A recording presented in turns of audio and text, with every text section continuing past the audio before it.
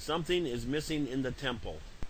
Jews unanimously acknowledge that 5 things were wanting in the second temple, which were found in the first, namely, number 1, the ark; 2, the Holy Spirit of prophecy; 3, the Urim and the Thummim; 4, the sacred fire that came down from heaven; and 5, the Shekinah, the presence of God.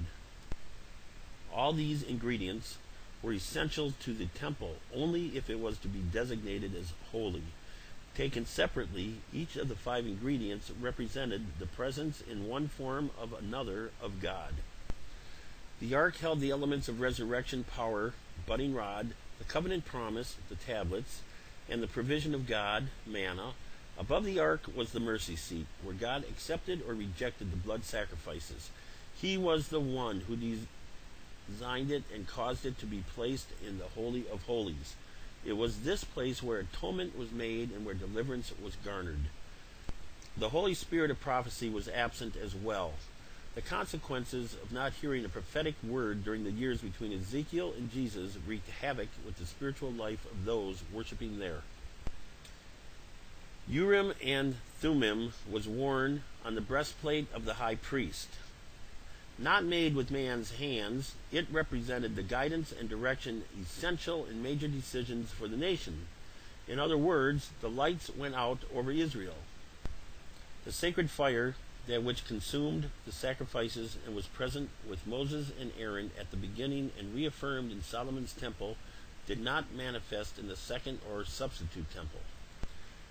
The Shekinah of God's glorious presence always accompanied the ark and the sacred fire. But when Ezekiel saw the withdrawal from the earthly temple to the heavenly one, that presence was absent from that moment on.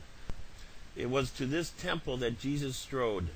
Legalism had taken the place of the glory.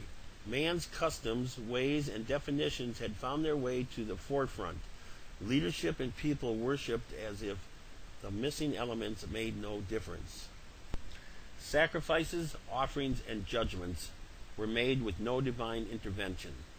The necessity for Jesus to take charge and cleanse it was of tremendous importance, but because of the missing elements, not once did he declare its restoration, its renewal, or revival.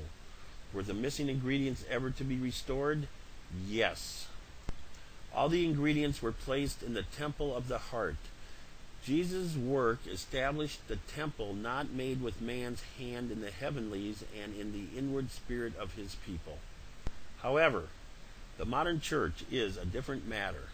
It smacks of parallelism to the second temple. If one will take a moment and apply the aspects listed above to the modern setting, it will become self-evident. It will behoove every believer to make sure they established in the inward being whether or not their local congregation can establish them the 5 essentials. After all, there is a sermon in the bold print following which is related to this, a sermon which probably will not be preached in any pulpit this year, nor can one remember one like it in former years. 16. Do you not know that you are the temple of God and that the Spirit of God dwells in you? 17. If anyone defiles the temple of God, God will destroy him. For the temple of God is holy, which temple you are. 1 Corinthians chapter 3, verses 16 and 17. The end. Something is missing in the temple.